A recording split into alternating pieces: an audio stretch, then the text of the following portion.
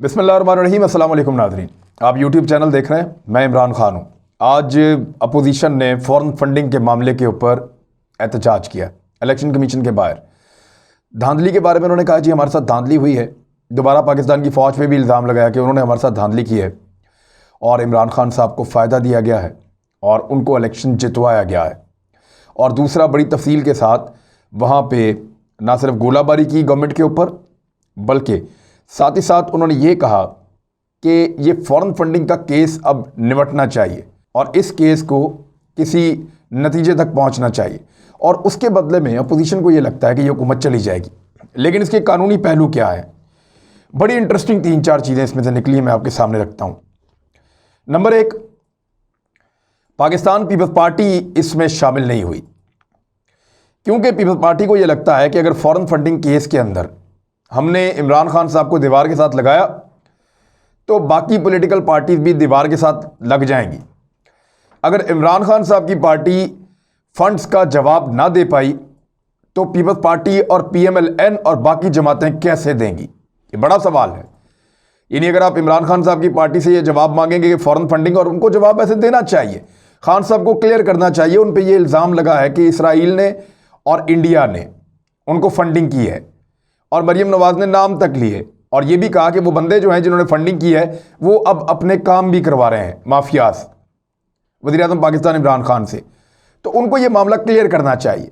इस केस में छुपने की बजाय फेस करना चाहिए, सामने आना चाहिए, जवाब देना चाहिए, क्योंकि इंसाफ होना चाहिए। इंसाफ किसी के हक में हो या किसी के खिलाफ हो, लेकिन इंसाफ होना चाहिए। अगर तो गलत फंडिंग आई है और गलत जगह से आई है और इसके ऊपर कन्विंस हो जाता है पाकिस्तान, रियासत पाकिस्तान, तो फिर कार्रवाई होनी चाहिए। लेकिन ये कार्रवाई अगर पीटीआई के खिलाफ हुई तो ये सिलसिला रुकेगा नहीं।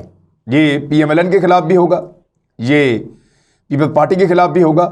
और इसीलिए बिलावल भुट्टो जरदारी साहब ने अपने आप को डिस्टेंस किया है, उन्होंने अपने आप को दूर किया है। उनका स्टेटमेंट है कि सिर्फ जमहूरी जद्दोजहद करेंगे और कुछ ऐसा नहीं करेंगे जिससे जमहूरियत को मुल्क में नुकसान हो।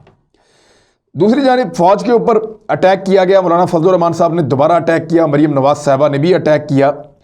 उसकी एक वजह यह है कि फजलुर रहमान साहब जब यहाँ पे धरना दे रहे थे इस्लामाबाद में, तब उनको चौधरी बरादरान ने इस बात का यकीन दिलाया था कि पाक फौज से हमारी बात हो गई है, इमरान खान साहब को अगले चंद महीनों में हटा दिया जाएगा, दोबारा इंतखाबात हो जाएंगे और आपकी बारी आ जाएगी। लेकिन ऐसा हुआ नहीं। अब ये धोखा किसने दिया? ये फजलुर रहमान साहब इसका सारा इल्ज़ाम पाकिस्तान की फ़ौज पर डालते हैं। खुल के ये बात नहीं करते, लेकिन इशारों के नायों में करते हैं और अब उसका बदला लेने के लिए वो हमेशा फ़ौज के खिलाफ बात करते हैं। वो इसराइल के खिलाफ एक एहतजाज प्लान करके बैठे हैं और वो करने वाले हैं 21 तारीख को।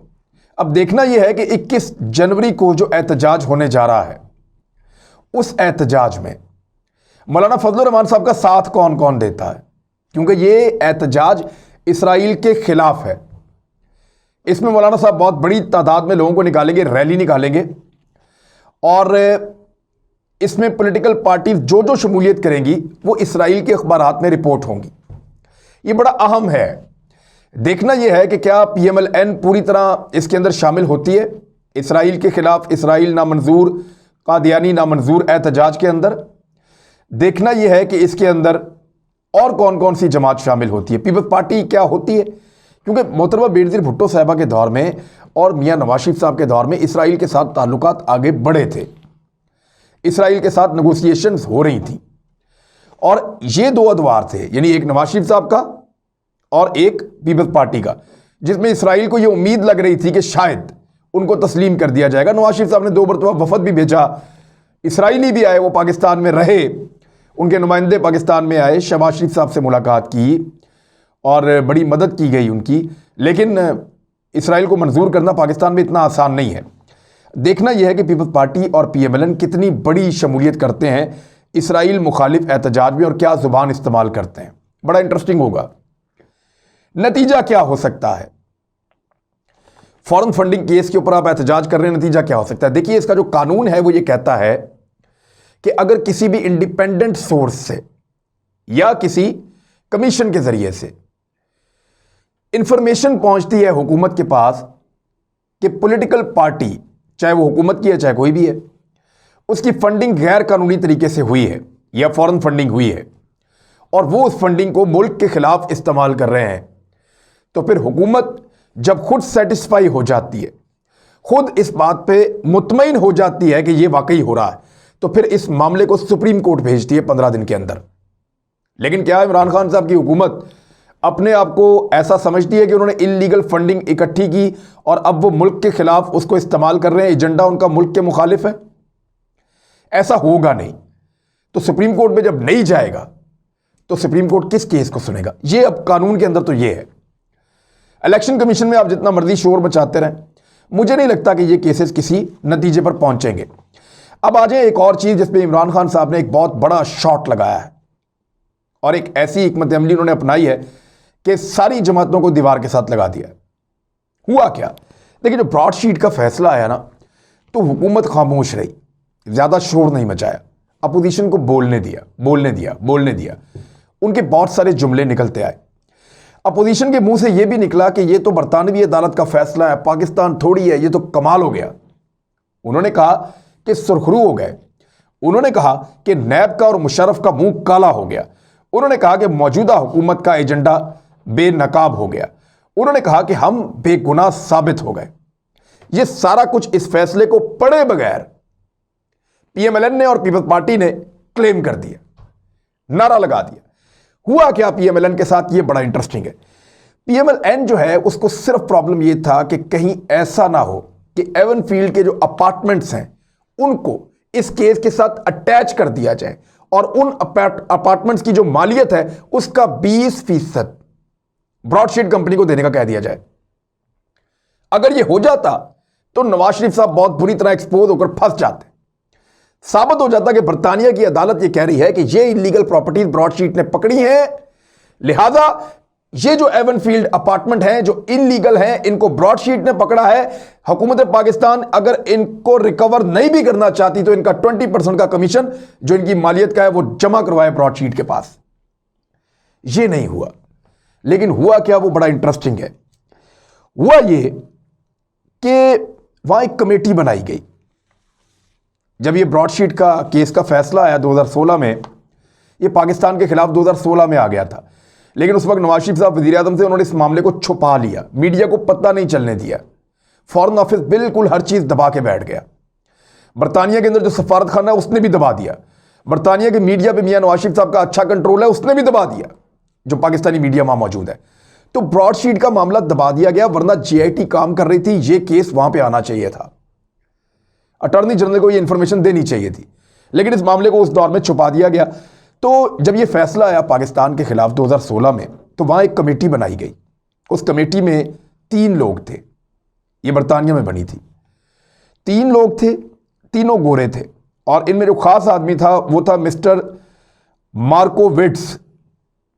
मिस्टर मार्कोविट्स जो है ये बड़ा एक्यूरेट आदमी है और इसका बड़ा तजुर्बा है वाइट कॉलर क्राइम को पकड़ने का, यानी प्रॉपर्टीज का सुराग लगाना, उनको साबित करना और फिर उनमें से रिकवरी लेना। ये इस चीज़ का बड़ा माहिर है। और एक मिस्टर मैक्रिट थे, एक लारोका थे और एक ये मार्कोविट्स। ये जो मार्कोविट्स है, इन्होंने इस कमेटी ने मिलकर इनकी प्रॉपर्टीज ढूंढी शरीफ खानदान की, जिनमें 76 जायदादें हैं जिनकी उन्होंने निशानदेही की। ये वाली अभी एवनफील्ड उसके अंदर शामिल नहीं है, इसीलिए वो बचे हैं। यानी उनको लगता है कि वो बच गए हैं और वो शोर मचा रहे हैं, हम सुरखरू हो गए, लेकिन उनकी 76 प्रॉपर्टीज शामिल हो गई। कौन कौन सी? पाकिस्तान में, यूके में, सऊदी अरब में और यूएई में। ये जो 76 जायदादें हैं, इनका जो तखमीना लगाया गया रकम का, वो कुछ 850 मिलियन डॉलर्स की एवैल्यूएशन की गई। 850 मिलियन डॉलर्स ये इसकी एवैल्यूएशन हुई थी। और फिर 100 मिलियन डॉलर के ऊपर इसको कैलकुलेट किया गया और बाद में ये पैसा जो है वो पाकिस्तान की हुकूमत को कहा गया कि ये पैसा आप जमा करवाएं और ये पैसा आप दें कमीशन का, क्योंकि ये प्रॉपर्टीज़ तो आप रिकवर नहीं कर रहे, काम तो आप आगे कर नहीं रहे, मुआहदा आपने ख़त्म कर दिया है। तो ये जो 76 जायदादें 4 मुख्तलिफ मुल्कों में शरीफ खानदान की हैं, जो हमने पकड़ी हैं, पकड़ के आपको दी हैं, आपने खुद मुआहदा ख़त्म किया है, आप इन जायदादों को रिकवर नहीं करना चाह रहे, तो हमारा क्या कसूर है? हमने तो आपको पकड़ के दे दी। वो कंपनी ये कह रही है कि हमने आपको 76 जायदादें पकड़ के दे दी। इन 76 जायदादों को आपने जब्त करना था। जब्त करने के बाद इन सारी जायदादों के अंदर से आपने पैसा निकालना था। मिसाल के तौर पे ये जायदादें 100 अरब की थी तो आपने 20 अरब हमें दे देना था। लेकिन क्योंकि आपने 100 अरब की रिकवरी नहीं की तो हमारा 20 अरब आप हमें दें अपनी जेब से। हमने अपनी एफर्ट और अपना काम पूरा करके ये आपके हवाले कर दिया है। जब हुकूमत नहीं मानी तो इन्होंने ये सारी चीजें ले जाके किसको दे दी? इन्होंने वहां अदालत में दे दी और अदालत ने कहा ठीक है जी, आपका हक बनता है, अपने पैसे आप ले लें। तो अब ये जुर्माना आपने इसलिए वहां पे पे किया है। ये है असल मामला। इमरान खान साहब ने जो मास्टर स्ट्रोक खेला है वो क्या है? उनको पहले उन्होंने एक काबीना की कमेटी बना दी थी, जो एक गलत फैसला था। वो इसलिए कि इमरान खान साहब की पार्टी के लोग अगर ये फैसला करेंगे, ये चीजें करेंगे, फवाद चौधरी करेंगे, शेरी मदानी करेंगी या 2-4 और लोग हैं, तो यही कहेंगे ना पॉलिटिकली विक्टिमाइज किया जा रहा है।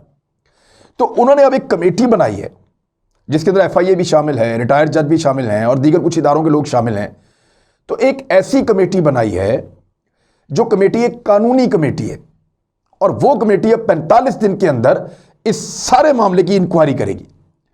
और ये जो ऑफिशियल मामला है, अब ये 45 दिन के अंदर ये इनके जो TORs इनको दिए गए हैं उसके मुताबिक ये किसी को भी कॉल कर सकते हैं, किसी को भी तलब कर सकते हैं। और ना सिर्फ किसी को भी तलब कर सकते हैं बल्कि ये देखेंगे कि ये मुआहदा क्यों हुआ और कैंसिल क्यों किया गया, क्यों शरीफ खानदान को उस दौर में NRO दिया गया, शरीफ खानदान की जिन प्रॉपर्टीज का सुराग लगाकर ब्रॉडशीट ने पाकिस्तान को दिया था, पाकिस्तान ने उन प्रॉपर्टीज को जब्त करने की बजाय, उनके ऊपर अपना क्लेम करने की बजाय, उन प्रॉपर्टीज को लेने की बजाय मुआहदा क्यों खत्म कर दिया ब्रॉडशीट के साथ? ये परवेज मुशर्रफ ने किया था नवाज शरीफ के साथ मिलकर। तो शरीफ खानदान ने खुशी का इजहार इसलिए किया कि इसके अंदर एवनफील्ड अपार्टमेंट नहीं है, लेकिन उनके लिए परेशानी की बात यह है कि एक अपार्टमेंट तो निकल गए लेकिन 76 नई प्रॉपर्टीज शरीफ खानदान की सामने आ गई जिनकी मालियत 860 मिलियन डॉलर्स है। ये इतनी बड़ी प्रॉपर्टीज है। और इस केस के अंदर मजीद जो फर्दर आप आगे जाएंगे तो आपको पता चलेगा कि शहबाज शरीफ साहब ने लगभग 7.34 मिलियन डॉलर्स नैब को जमा करवाए थे सन 2000 में जब वो गिरफ्तार थे। ये पैसा भी इफ्तिखार चौधरी साहब ने खड़े पैरों पे वापस दिलवाया, नैब के गले पे अंगूठा रख के कि ये शहबाज शरीफ के पैसे वापस दिए जाएं। उन्होंने कहा जी कोई प्रोसीजर नहीं, मेरे ऑर्डर के ऊपर फौरन पैसे वापस करो। तो इफ्तिखार चौधरी आपको पता है वो chief justice of supreme court थे और उनकी बहाली में शरीफ खानदान ने क्या रोल प्ले किया था, तो उन्होंने खड़े खड़े पैसे उनके नैब से वापस दिलवाए। हालांकि ये रिकवरी का पैसा ऐसे वापस जाता नहीं है। अब ये जो केस का फैसला आया है ब्रॉडशीट का, जिसको मरियम नवाज अब फ्रॉडशीट कह रही हैं, वो इसलिए कि उनको पता चल गया है कि आने वाले दिनों में हमें इस फैसले के खिलाफ बात करनी पड़ेगी।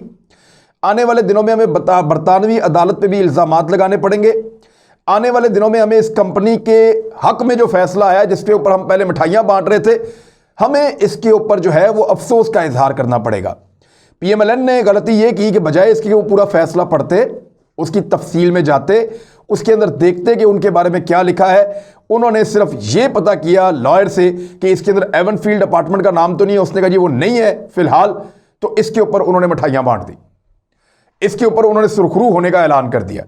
लेकिन हुकूमत पाकिस्तान ने अब इसके ऊपर एक आला सतही कमेटी बना दी है जो इसकी इंक्वायरी करेगी और इंक्वायरी करने के बाद फिर इसको लीगली टैकल किया जाएगा। यह मामला पाकिस्तान की अदालतों में उठाया जा सकता है और यह मामला नैब इसको टेकअप कर सकता है। कैसे?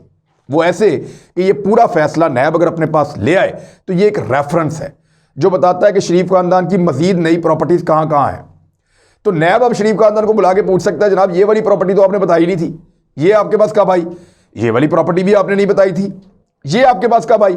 और ये वाली जो प्रॉपर्टी आप कह रहे हैं, ये जो प्रॉपर्टी UAE में है या बरतानिया में है या सऊदी अरब में है या पाकिस्तान में है, जो छुपे हुए असासे हैं आपके अब सामने आ चुके हैं, बताएं कैसे बनाए?